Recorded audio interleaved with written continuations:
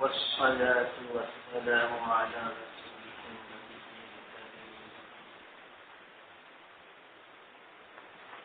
وعلى آله وأصحابه أجمعين. أما بعد، فأعوذ بالله من الشيطان الرجيم. بسم الله الرحمن الرحيم. وإذ قال ربك للملائكة إني جاعل في الأرض خليفة. صدق الله مولانا العظيم.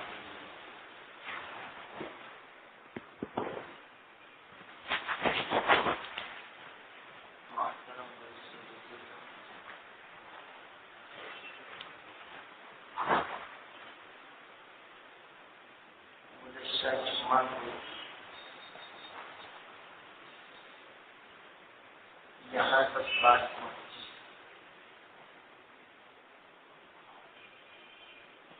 کہ اللہ تعالی نے حضرت آدم علیہ السلام کو مسجد ملائکہ بنایا. فرشتوں سے یوں فرمایا کہ سجدہ کرو. فرشتوں نے سب سے پہلا جس نے سجدہ کیا وہ حضرت اسرافیل علیہ السلام.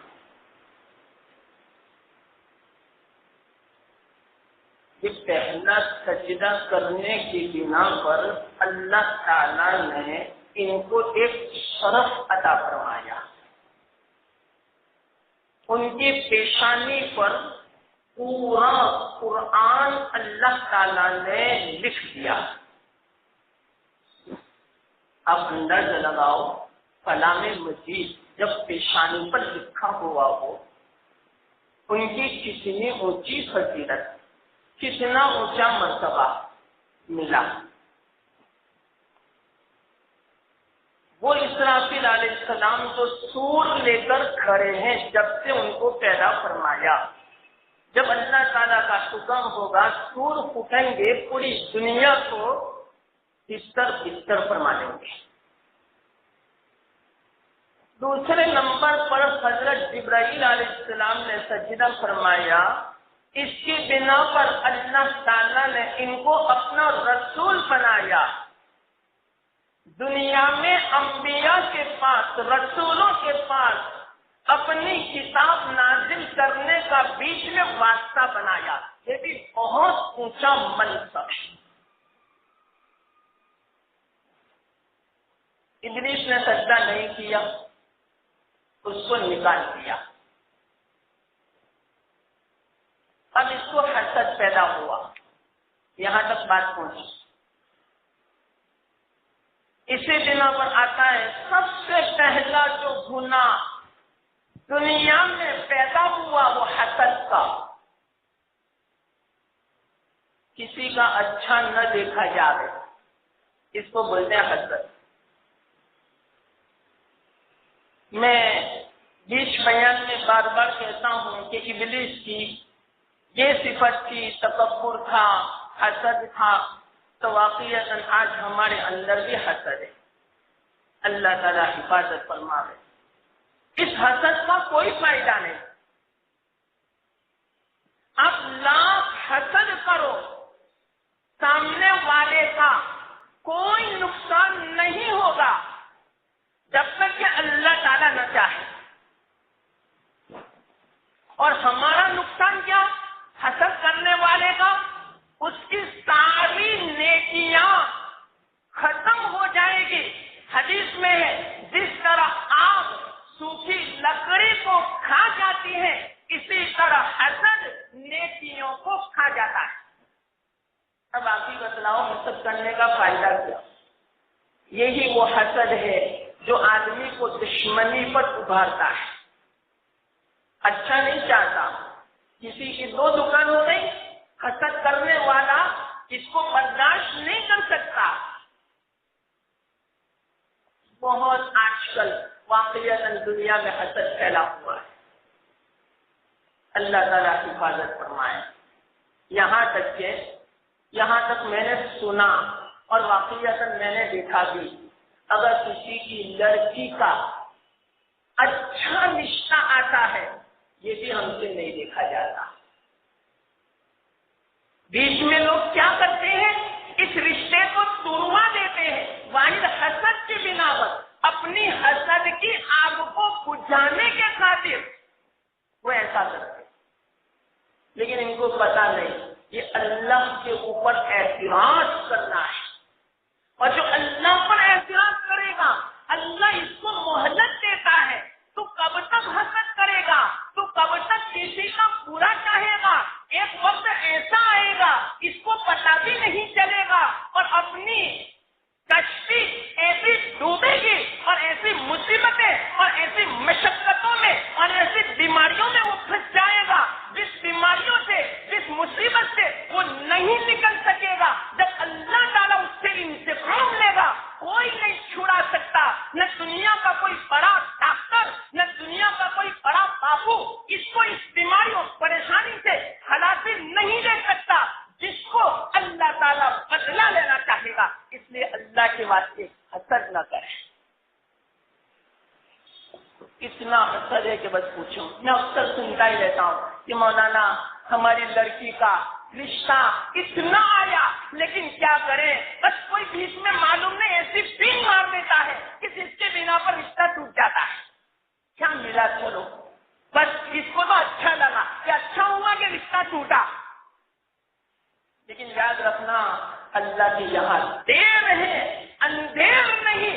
تمہاری بھی لڑکیاں ہوگی، تمہارے بھی لڑکے ہوں گے، 5 مرتبہ شادی کروا کے اللہ ایسی مصیبت سے پھنسائے گا کہ تم اس مصیبت سے نکل نہیں سکو گے۔ یاد رکھنا، میں صاف کہتا ہوں اور میں اپنی نظروں سے یہ واقعات دیکھتا ہوں، یہ مسلمان خود مصیبت اپنے ہاتھوں مولتے ہیں لیکن اس کے باوجود ان کو سبق نہیں ملتا، معلوم نہیں کیا وجہ ہے۔ اللہ صحیح سمجھ عطا فرمائے۔ ہم تو ابلیس سے بھی آگے ہیں، یاد رکھنا، ابلیس تو پیچھے ہے ہم سے۔ ابلیس تو واقعات میں لکھا ہے، میں بہت تفصیل میں بیان نہیں کرتا، صرف اشارہ کرتا ہوں۔ ایک بزرگ کی ملاقات ہوئی ابلیس سے، وہ آرام سے بیٹھا ہوا تھا۔ بزرگ نے فرمایا اب آرام سے، ارے میرا کام انسانوں نے لے لیا بلکہ مجھ سے بھی ایک قدم آگے ہے انسان، اب مجھے تو آرام ہی ہے۔ یہ ہمارا کام دیکھا، حسد کا اور تکبر کا، دوسروں کو تکلیف دینے کا۔ جب تک کوئی دوسرا مصیبت میں نہ ہو، جب تک ہماری طرف سے کسی کو تکلیف نہ پہنچے، ہمیں وہاں تک کھانا ہضم نہیں ہوتا، پیٹ میں درد ہوتا ہے، نیند نہیں آتی جب تک کہ کسی کی نیند ختم نہ کریں ہم۔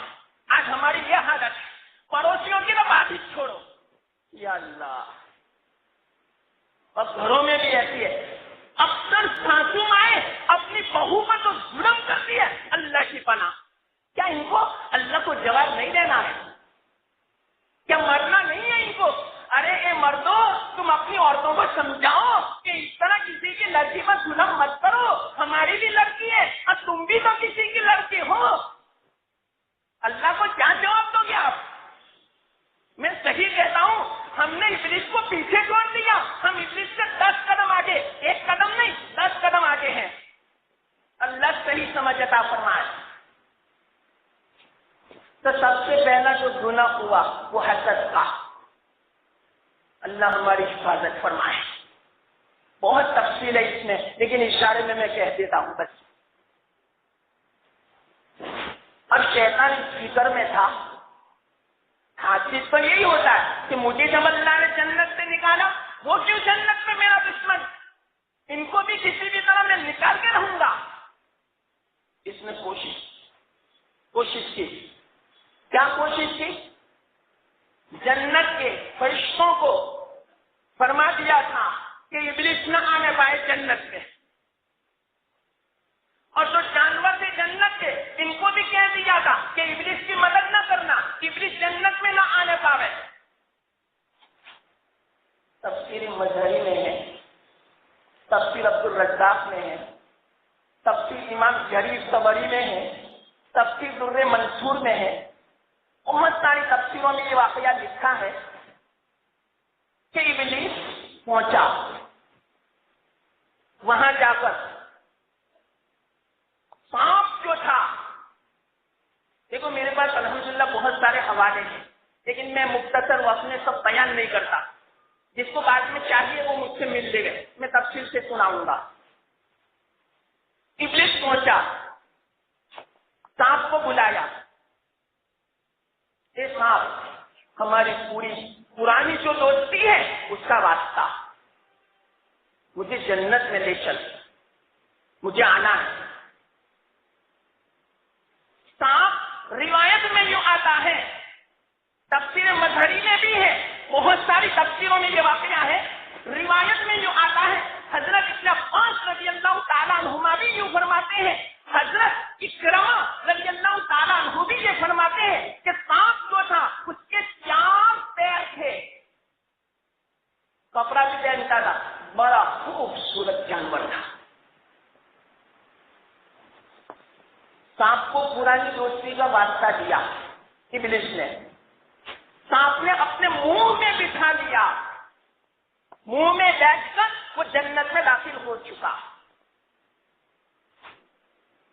اب جنت میں داخل ہونے کے بعد اس نے رونا شروع کیا اور اس انداز سے رویا حضرت حوا علیہ السلام کے دل کو پگھلا دیا۔ اور آج کی دنیا میں ہم دیکھتے ہیں کہ رونے کا اثر عورتوں پر جتنا زیادہ پڑتا ہے اتنا مردوں پر نہیں پڑتا، یہ ہماری ماں حوا کا اثر ہے عورتوں کے اوپر۔ کوئی آدمی بنا جاتا ہے رو کر، آدمی کو ایک دم سے نہیں بنا جاتا، لیکن اگر بنانا ہو تو عورتوں کو بنا لے گے، اور عورتیں پھر اپنی شوہر کو بنا لیتی ہے، یہ بالکل لازم، یہ بھی ہماری ماں کا اثر۔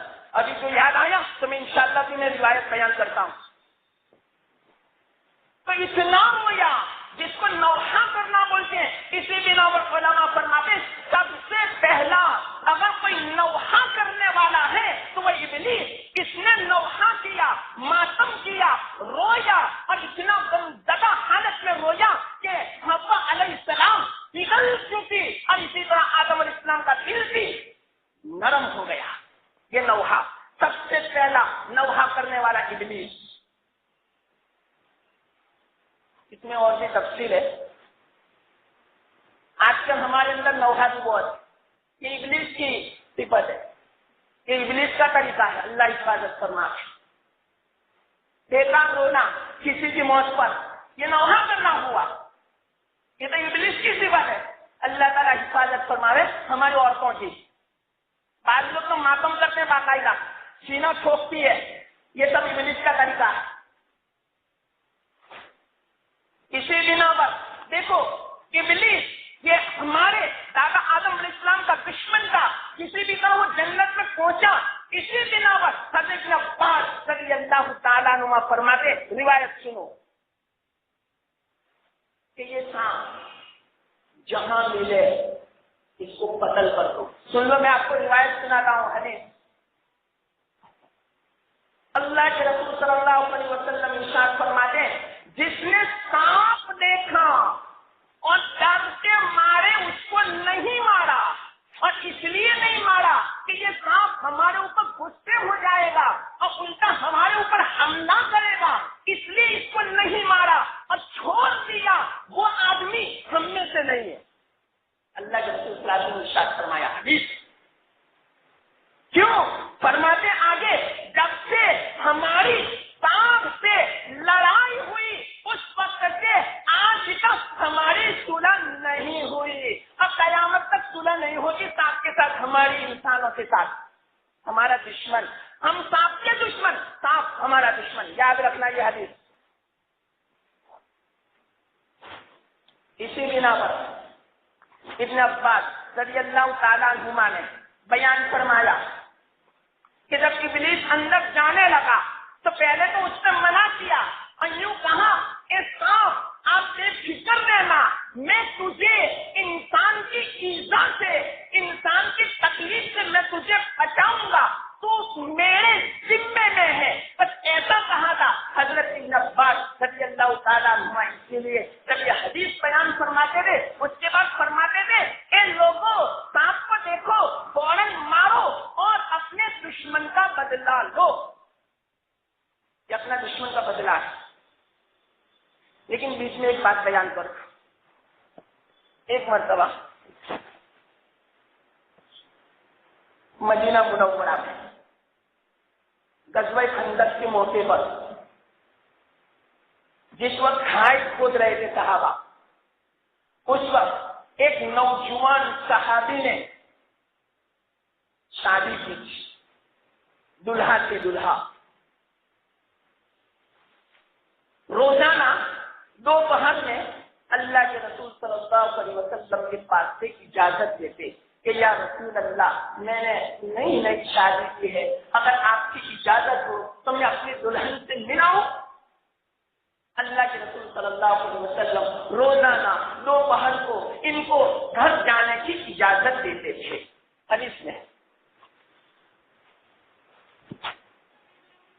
ایک مرتبہ کیا ہوا، حضرت ابو سعید خدری رضی اللہ تعالی عنہ نماز پڑھ رہے تھے گھر میں، کتنے میں ایک تابعی یا صحابی یہ معلوم نہیں، وہ حضرت ہشام بن زہرہ رضی اللہ تعالی عنہ، وہ ان کو ملنے کے لیے تشریف لے گئے۔ تو حضرت ابو سعید خدری رضی اللہ تعالیٰ عنہ نماز پڑھ رہے تھے، تو ہشام نے ایک دم سے چارپائی کے نیچے سانپ کے سرکنے کی آواز سنی، وہ کھڑے ہوئے سانپ کو مارنے کے لیے۔ حضرت ابو سعید خدری رضی اللہ تعالیٰ عنہ نے نماز میں اشارہ کیا، مت مارو، منہ سے نہیں بولے، اشارہ کیا۔ اشارے سے نماز غلط نہیں ہوتی، یاد رکھنا، اشارہ کرتے میں اتنا معمولی سا، کوئی حرج کی بات نہیں، اس سے نماز غلط نہیں ہوتی۔ ہم مسئلہ نہیں جانتے ہیں اس لیے ہم پریشان ہوتے ہیں۔ بعض مرتبہ کیا ہوتا ہے، کوئی گھر کا دروازہ کھٹکھٹاتا ہے زور زور سے، اور آپ نماز میں، کوئی گھر میں ہے نہیں، پریشان ہو، آپ بھی نماز میں پریشان، وہ باہر والا بھی پریشان۔ آپ کیا سمجھتے ہیں کہ میں نماز کی حالت میں دروازہ نہیں کھول سکتا؟ ارے نماز کی حالت میں آہستہ سے دروازہ آپ کھول سکتے ہیں، آپ کی نماز فاسد نہیں ہوتی۔ یا کسی کا فون آیا، رنگ بج رہی جیب میں، تو نماز کی حالت میں آپ آہستہ سے رنگ بند کر سکتے ہیں، نماز فوت نہیں ہوتی۔ رنگ بجنے نہ دو بلکہ اس کو فوراً بند کر دو، کوئی حرج کی بات نہیں، نماز فاسد نہیں ہوتی۔ اور اگر کوئی نماز میں ہو، کوئی باہر والا نماز والے کو کچھ کہے، کوئی کام سپرد کرے تو وہ سن سکتا ہے، کوئی حرج کی بات نہیں، یہ سننا منع نہیں ہے، بولنا منع ہے، لیکن لوگ نہیں سمجھتے یہ مسئلے۔ مثال کے طور پر کوئی گھر میں ہو، چلو بیوی ہے مثال کے طور پر، اب بیوی کو گھر سے باہر جانا ہے اور اس نے چابی کوئی جگہ پر رکھی اور میاں نماز پڑھ رہے ہیں، اب عورت کو بھی جلدی ہے اور میاں نے ابھی مطلب کہ نماز کا فل پڑھا، اب عورت یوں کہہ سکتی ہے اپنے شوہر کو کہ دیکھنا میں نے چابی تکیے کے نیچے رکھی ہے، ذرا بعد میں اٹھا لینا، تو اس طرح کہنا کوئی حرج کی بات نہیں، اور شوہر کا سننا بھی کوئی حرج کی بات نہیں، مسئلہ جائز ہے۔ نماز میں بولنا ناجائز ہے، سننا ناجائز نہیں ہے، سننا تو جائز ہے، یاد رکھنا یہ مسئلے تو بیچ میں آ گئی اس میں نے کہہ دیا۔ حضرت ابو سعید خدری رضی اللہ تعالیٰ عنہ نماز میں اشارہ فرمایا، رہنے دو، ابھی دیکھو، ابھی مت مارو۔ نماز پوری کی، نماز پوری کرنے کے بعد فرمایا میں نے آپ کو اس لیے روکا کہ میں آپ کو ایک واقعہ سناؤں۔ تو یہ سناؤ کیا ہوا تھا کہ دیکھو وہ اندر میں وہ کوٹلی نظر آتی ہے نا، وہ چھوٹا سا کمرہ جو نظر آتا ہے نا، وہ کمرہ ہمارے رشتے دار کے ایک صحابی جو نوجوان تھے، ابھی نئی شادی کی تھی، اب دلہا تھا، وہ اس کا کمرہ تھا، خاص کمرہ، اپنی دلہن کے ساتھ وہ یہاں رہتا تھا۔ اور پھر کیا ہوا کہ ایک مرتبہ اللہ کے رسول صلی اللہ علیہ وسلم کے پاس سے اجازت مانگی غزوہ خندق کے موقع پر کہ یا رسول اللہ میں اپنی دلہن کو ملنا چاہتا ہوں، اب مجھے اجازت دو۔ اللہ کے رسول صلی اللہ علیہ وسلم نے اجازت دی کہ جاؤ، کوئی حرج کی بات نہیں، ملاؤ۔ لیکن اللہ کے رسول صلی اللہ علیہ وسلم نے ارشاد فرمایا اے فلان نے ذرا اپنا ہتھیار تیار رکھنا ہاتھ میں کہ کہیں راستے میں بنو قریظہ جو یہود ہمارے دشمن ہیں ان کی طرف سے مجھے خطرہ ہے آپ کے اوپر کہ کہیں وہ آپ کو قتل نہ کر دے، اس لیے ذرا ہتھیار سے تیار رہنا، کوئی حملہ کرے فوراً اس پر حملہ کر دینا۔ کہاں کوئی حرج کی بات نہیں یا رسول اللہ، میں تیار ہوں اس کے لیے۔ وہ نوجوان تھے، آئے، کوئی خطرہ لاحق نہیں ہوا رستے میں۔ کسی نے میں جب گھر پہنچی اپنی دلہن کو دروازے کے اوپر باہر کھڑی دیکھا، صحابی غیرت میں آ گئے، جوش میں آ گئے کہ تو میری بیوی ہو کر گھر سے باہر کھڑی ہے، نیزہ اٹھایا اور اس کو قتل کرنے کی تیاری تھی۔ دیکھو میرے محترم دوستوں بزرگوں، اس کو بولتے ہیں غیرت۔ آج ہم انسانوں نے اپنی بیویوں کو پناہ سنبھال کر گھر سے باہر بھیج دیا، رستوں میں بازاروں میں بالکل آوارہ قسم کے پھرتی ہے، لیکن ہمیں کوئی غیرت نہیں آتی۔ اور وہ جو صحابی تھے اپنی نئی نئی مطلب کہ دلہن تھی، گھر کے دروازے پر کھڑی تھی، اور اتنے میں قریب تھا کہ اس کو نیزہ گھسا دے۔ اتنے میں اس دلہن نے یوں کہا کہ میرے شوہر جلدی نہ کریں، مجھے قتل نہ کریں، پہلے آپ گھر میں جائیں اور گھر میں دیکھیں کہ کیا وجہ ہے کہ جس کے بنا پر میں باہر نکلی۔ ارے اس کو بولتے ہیں غیرت۔ ایسا مومن کے دل میں غیرت ہونی چاہیے۔ اپنی نوجوان لڑکی بن ٹھن کے اور لباس بھی ہو جو غیر شرعی ہو، جس کو اللہ کے رسول صلی اللہ علیہ وسلم نے لباس نہیں کہا بلکہ ننگی کہا، اپنی لڑکی کو ہم اپنی طرف سے ننگی باہر بھیجے۔ یا اللہ، ڈوب مرنے کی بات ہے مسلمانوں کے لیے، ڈوب مرنے کی بات ہے مسلمانوں کے لیے۔ ارے شرم و حیا والا یہ مذہب، اور اس نے اپنی شرم و حیا کو مانا صاف رکھ دیا۔ اللہ حفاظت فرمائے، آج ہم مصیبتوں میں اسی بنا پر۔ خیر، وہ صحابی کا جوش میں آ گئے، بیوی نے کہا مجھے مت مارو، پہلے اندر جا کے دیکھو کیا۔ یہ حدیث میں آپ کو سنا رہا ہوں، مشکات شریف میں یہ حدیث ہے۔ اندر گئے، صحابی غصے میں تو تھے، تو چارپائی کے اوپر دیکھا سانپ کنڈلی مار کے بیٹھا ہوا تھا اپنے بستر کے اوپر۔ ان کو غصہ آ گیا اور نیزہ اتنے زور سے مارا، پورے سانپ کو اپنے نیزے کے اندر لپیٹ دیا، اور اسی حالت میں نیزے کو گھر سے باہر لائے اور صحن کے اندر اس نیزے کو گھاڑ دیا۔ جیسے نیزے کو گھاڑا، فوراً سانپ نے پلٹا کھا کر اس صحابی کو ڈس لیا، فوراً وہ صحابی دھام سے نیچے گرے اور مر گئے۔ یہ نوجوان صحابی حضرت ابو سعید فرماتے ہیں ہم نے دیکھا ہمارا نوجوان اسی وقت مر گیا، اور جیسے وہ ہمارا نوجوان مرا فوراً سانپ بھی مر گیا۔ حدیث میں آتا ہے پتہ نہیں چلا کہ ہمارا نوجوان پہلے مرا یا سانپ پہلے مرا، دونوں مر گئے۔ وہاں جو رشتے دار تھے اللہ کے رسول صلی اللہ علیہ وسلم کی خدمت میں آئے، یا رسول اللہ، وہ جو دلہا صحابی تھے ان کو تو سانپ نے ڈس لیا اور وہ تو مر گئے، آپ دعا فرمائیں ابھی ابھی شادی کی وہ زندہ ہو جائے۔ اللہ کے رسول صلی اللہ علیہ وسلم تشریف لائے، دیکھا، فرمایا ارے اپنے صحابی اور اپنے بھائی کے زندہ ہونے کی بات مت کرو، یہ تو اللہ کی رحمت میں پہنچ چکے، ان کے لیے مغفرت کی دعا کرو۔ ابھی بعد میں ایک بات بیان فرمائی، سنو کہ دیکھو اب آئندہ مدینہ میں کوئی سانپ نظر آئے ایک دم سے نہ مارنا، اس لیے کہ وہ جنات ہوتا ہے اور وہ جنات مسلمان ہوتا ہے۔ ہاں، جب آپ جن کو اور سانپ کو جب دیکھو، اس کو 3 مرتبہ مہلت دو، حدیث کے الفاظ ہے، اس کا میں ترجمہ کرتا ہوں، یوں کہو اے فلانے میں تجھے وہ عہد یاد دلاتا ہوں جو تو نے حضرت نوح علیہ السلام اور حضرت سلیمان علیہ السلام سے لیا تھا۔ اللہ کے واسطے اگر تو جن ہے تو تو چلا جا، ہمارے سامنے ظاہر نہ ہونا، تو ہمیں تکلیف نہ دینا۔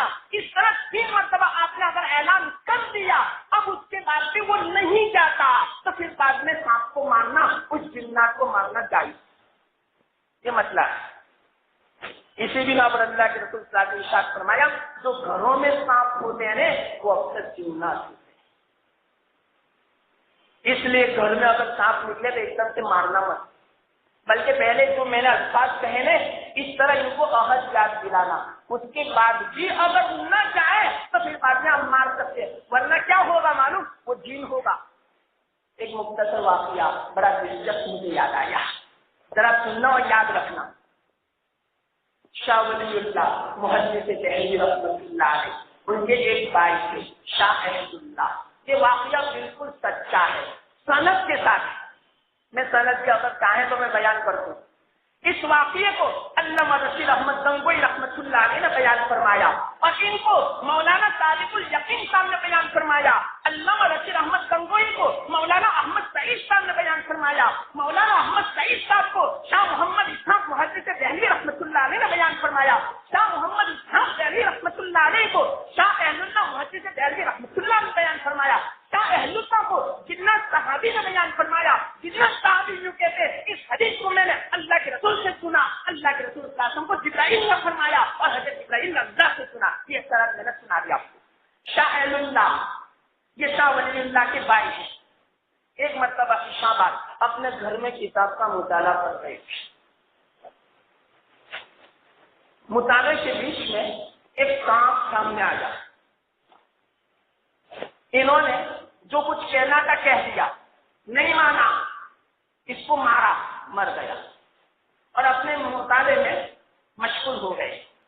تھوڑی دیر ہوئی تھی کہ انہوں نے دیکھا کہ وہ مرا ہوا سانپ کہاں گیا، معلوم نہیں کہاں غائب ہو چکا. وہ یوں سمجھے کہ شاید کوئی جانور لے گیا تو پھر اپنے مطالعے میں مصروف ہو گئے. اتنے میں تھوڑی دیر کے بعد کسی نے رات میں آدھی رات کو دروازہ کھٹکھٹایا تو کہا کہ ابھی تو نہ آیا ہوگا. دروازہ جب کھولا تو دو آدمی تھے. انہوں نے فرمایا کہ چلو بادشاہ سلامت آپ کو بلاتے ہیں. تو یہ تو تعجب میں پڑ گئے رات میں، اور بادشاہ کو میری کیا ضرورت پڑی اور ابھی مجھے کیوں بلاتے ہیں؟ کہ نہیں بھائی آپ کو بس بادشاہ بلاتے. میں نے نہ کہا، حضرت فرماتے لیکن وہ تو آدمی اتنا ہتھے کرتے تھے، مضبوط تھے کہ مجھے زبردستی پکڑ کے لے گئے. کیا لکھا ہے میں بالکل مختصر کہتا ہوں. کیا ہوا؟ وہ پیٹ میں کسی بھی طرح چلا گیا. پہلے تو وعدہ کیا کہ وعدہ کرو، تو اس سانپ نے یوں کہا میں ساتوں زمین ساتوں آسمان حاملین عرش اور اسی طرح جتنے بھی فرشتے ان تمام کو گواہ بناتا ہوں، میں تمہیں کوئی نقصان نہیں پہنچاؤں گا اور میں اللہ کے رسول صلی اللہ علیہ وسلم کا امتی ہوں. میں سانپ ہوں لیکن میں انسان ہوں اس امتی کا. مطلب کہ میں آپ کو وعدہ دیتا ہوں کہ میری حفاظت کریں اور مجھے جگہ دیں، مجھے پناہ دیں. کسی بھی طرح یہ بیچاری بھی نیک آدمی کے اپنے پیٹ میں ان کو جگہ دی.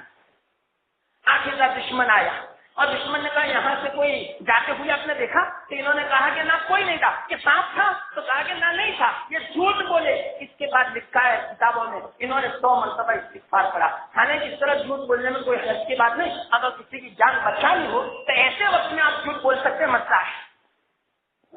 تو کسی بھی طرح جھوٹ بولے. وہ دشمن آگے چلا گیا. پھر بعد میں وہ سانپ باہر نکلا اور پوچھا میرا دشمن گیا کہ نہیں؟ تو کہاں چلا گیا. اب وہ سانپ کیا کہتا ہے بولو. اب میں 2 باتوں کا اختیار دیتا ہوں.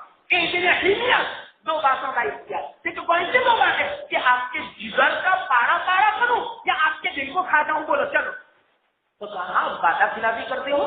ابھی تو آپ نے یہ کہا ارے تجھے بان نہیں، ارے تجھے پتا نہیں کہ میری اور آدم کی تو دشمنی ہے پہلے سے.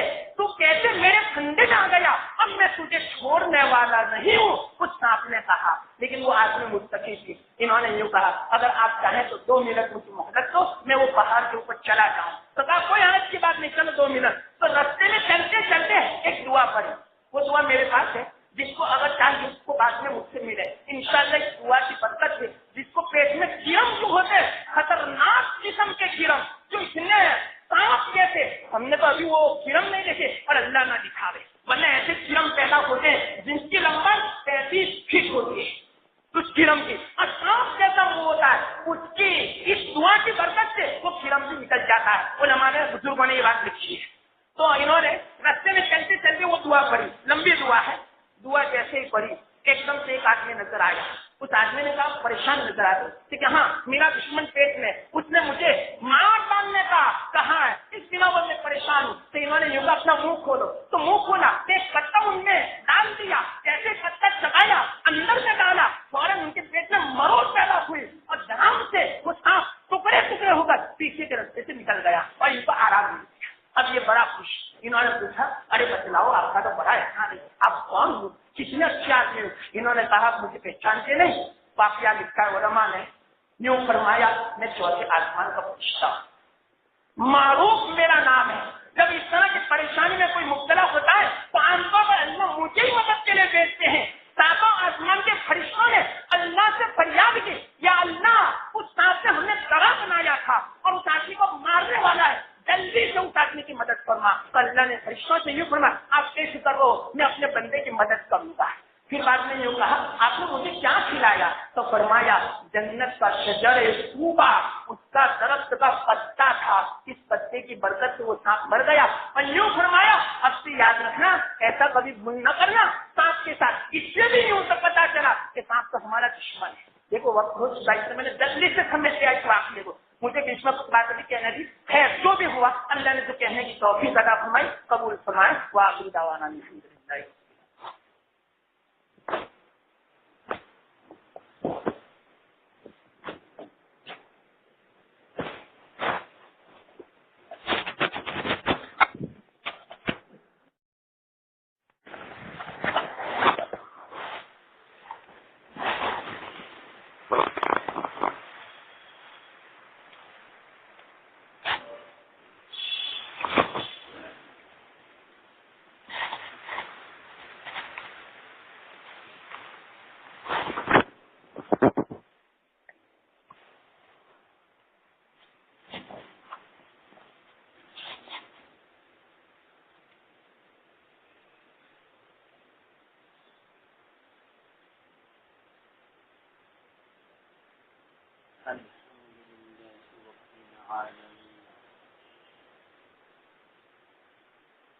والصلاة والسلام على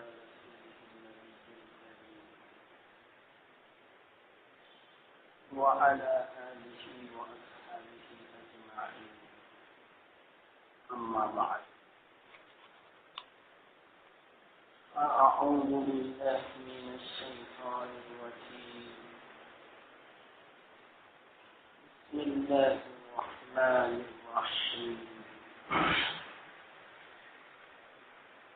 وإذ قال ربك للملائكة إني جاعل في الأرض خليفة، صدق الله مولانا۔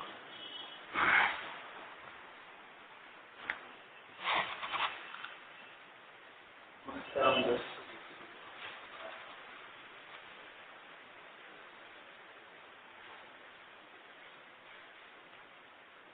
اللہ کے رسول صلی اللہ علیہ وسلم اللہ کہ مجھے پکڑ کے دلی دروازے پر لے گئے اور دلی دروازے سے مجھے باہر لے گئے۔ جب میں نے دیکھا میں نے سوچا کہ ہو سکتا ہے کہ بادشاہ شکار کے لیے آیا ہو رات میں اور کوئی مسئلہ پیش آیا ہو، اس بنا پر مجھے یاد کیا ہو، اس لیے میں باہر نکل پڑا۔ لیکن جیسے میں نے باہر دیکھا ایک بڑا خیمہ تھا اور لوگوں کی آوازیں آ رہی تھی، رونے کی آوازیں۔ میں نے جب دیکھا کتنی عورتیں تھی، کوئی بادشاہ تخت کے اوپر بیٹھا ہوا تھا۔ میں نے بادشاہ کا چہرہ دیکھا تو وہ بادشاہ نہیں تھا جو ہمارا دلی کا بادشاہ ہوا کرتا ہے۔ وہ دو آدمی مجھے پکڑ کے بادشاہ کے سامنے بٹھا دیا اور یوں کہا کہ یہ وہ آدمی ہے کہ جس نے آپ کے لڑکے کو قتل کیا۔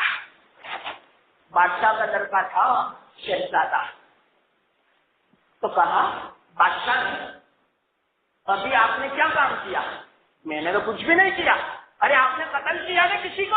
کہ نہ میں نے کسی کو قتل نہیں کیا۔ ارے ذرا سوچو کس کو قتل کیا؟ تو کہا ہاں میں نے سانپ کو مارا۔ تو کہا سانپ نہیں تھا، وہ تو میرا لڑکا تھا، میرا شہزادہ تھا، اس لیے ہم نے آپ کو بلایا، آپ کی گردن اڑانی ہے اس لیے۔ پورا واقعہ لکھا ہے، یوں کہا کہ کسان نے آپ کی گردن اڑانی چاہیے گی۔ ان کو کوئی خوف نہیں تھا۔ کتنے جنات تھے؟ ہزاروں کی تعداد میں، پوری سلطنت یوں سمجھو وہاں جمع تھی، لیکن شاہ اللہ کو کوئی خوف نہیں تھا۔ بادشاہ کا جناتوں کا، لیکن ان کا بھی کوئی خوف نہیں۔ اللہ والوں کی حالت ایسی ہوا کرتی، وہ کسی سے ڈرتے نہیں۔ اب کیا ہوا؟ اس نے بادشاہ نے قاضی صاحب کو بلایا۔ قاضی صاحب آئے۔ شاہ اللہ فرماتے ہیں میں نے جب قاضی کو دیکھا اتنے عمر رسیدہ تھے کہ ان کی آنکھوں کی پلکیں یہاں داڑھی کے نیچے لٹکی ہوئی تھی۔ اب اندازہ لگاؤ، آنکھیں نظر نہیں آتی تھی، پلکیں نیچے لٹکی ہوئی تھی۔ انہوں نے جب مجھے دیکھنا تھا تو اپنی دونوں پلیں ہاتھ سے پکڑی اور سر پہ رکھی اور مجھے دیکھا کہ کون، کیوں آئے ہو، کیوں ہمارے لڑکے کو آپ نے قتل کیا؟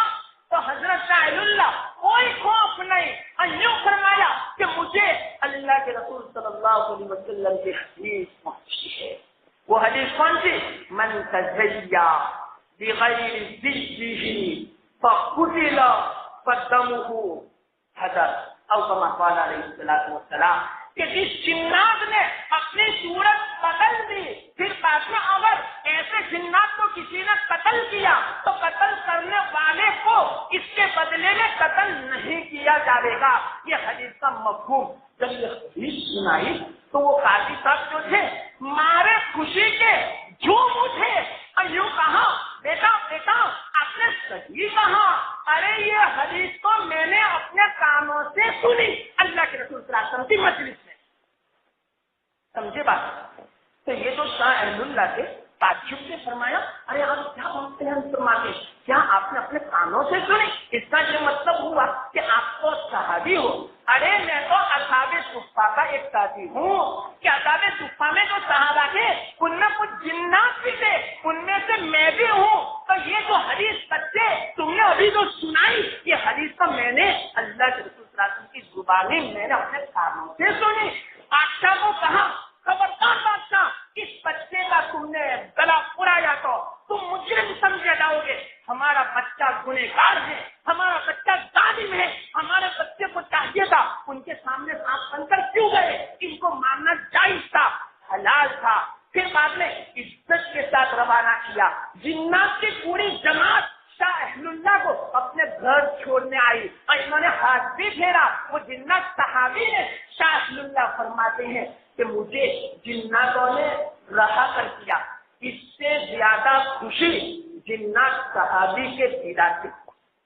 اسی بنا پر شاہ انور شاہ کشمیری رحمۃ اللہ علیہ اس واقعے کو بیان فرماتے ہیں، اور اسی طرح شاہ رشید احمد گنگوئی رحمۃ اللہ علیہ نے اس واقعے کو بیان فرمایا، بڑے بڑے علماء نے اس واقعے کو بیان فرمایا۔ یوں فرماتے ہیں، اس صحابی جن کو دیکھنے کے بنا پر شاہ اہل اللہ تابعی بن چکے، اور تابعی کے بارے میں اللہ کے رسول صلی اللہ علیہ وسلم کی خوشخبری ہے کیا کہ انشاءاللہ وہ جنت ہے۔ تو شاہ اہل اللہ تابعی ہو چکے۔ اس خاندان پر اللہ تعالیٰ نے بہت شرف عطا فرمایا تھا، یہ شاہ ولی اللہ کا خاندان، اور اس کی وجہ میں مختصر سنا دوں۔ کیا وجہ معلوم؟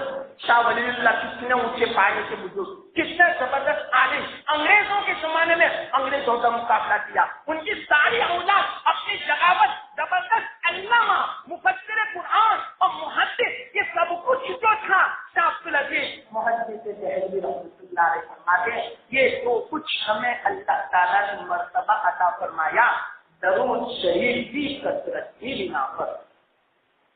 اسی بنا پر فرماتے ہیں، اگر کسی کو اپنے زمانے میں صحیح معنوں میں شیخ نہ ملے جو اس کی اصلاح کر سکے تو اس آدمی کو چاہیے کہ درود شریف کی کثرت رکھے، اس کی برکت سے اللہ تعالیٰ اس کی اصلاح فرما دے گا۔ یہ فرماتے اتنی اونچی بات ہے، اس کی قدر کرنا اور اپنے گھر بھی سنانا، اپنے دوستوں کو بھی سنانا، اس کو معمولی نہ سمجھنا۔ تو اس طرح اس سے یوں پتا چلا کہ جو سانپ ہوتا ہے وہ عام طور پر جو گھروں میں ہوتا ہے وہ جنات ہوتا ہے، اور اگر وہ ہم نے اہم یاد دلا دیا اس کے باوجود نہ جاوے تو اس کو قتل کر دینا، اس بنا پر کے دشمن ہے۔ ایک واقعہ اور بھی ایک دم سے مجھے یاد آیا، لیکن میں بالکل مختصر کہتا ہوں، وقت کافی ہو چکا۔ یہ میں کیسے کہتا ہوں؟ اس لیے کہ کچھ سانپ نے بھی کہا تھا کہ ہماری آپس میں تو دشمنی ہے، اے انسانوں تمہیں پتا نہیں تم نے ہمارے اوپر خیر خواہی کیسے کی، کسی سانپ کو خیر خواہی مت کرنا ورنہ تمہارا دشمن ہوگا۔ مثال کے طور پر یہ واقعہ حلیۃ الاولیاء میں حضرت مولانا نعیم صاحب رحمۃ اللہ علیہ نے بیان فرمایا، اور اسی طرح سفیان بن عیینہ رحمۃ اللہ علیہ کی مجلس میں بہت بڑے بزرگ گزرے ہیں، بڑی بڑی تعداد میں ان کی مجلس میں لوگ آتے تھے۔ حیات الحیوان نے بھی اس واقعے کو بیان فرمایا کہ ایک سانپ تھا، پورے ریگستان میں کہیں جا رہا تھا، ایک انسان کا شکار کرنے کے لیے، ابن حمیر اس کا نام ہے، بڑا نیک آدمی، بڑا متقی پارسی آدمی، تو صاحب نے یوں کہا کہ فلاں نے میری مدد فرماؤ، میرے پیچھے میرا دشمن آتا ہے، تو کہا کوئی غلط کی بات نہیں، میری تھیلی میں آ جاؤ، میری چادر میں آ جاؤ، تو کہا ہاں نہیں، ورنہ وہ دشمن مجھے دیکھ لے گا، مجھے قتل کر دے گا، تو کہا کیا کرے؟ تو اس نے یوں کہا میں آپ کے منہ میں آنا چاہتا ہوں اور پیٹ میں جانا چاہتا ہوں،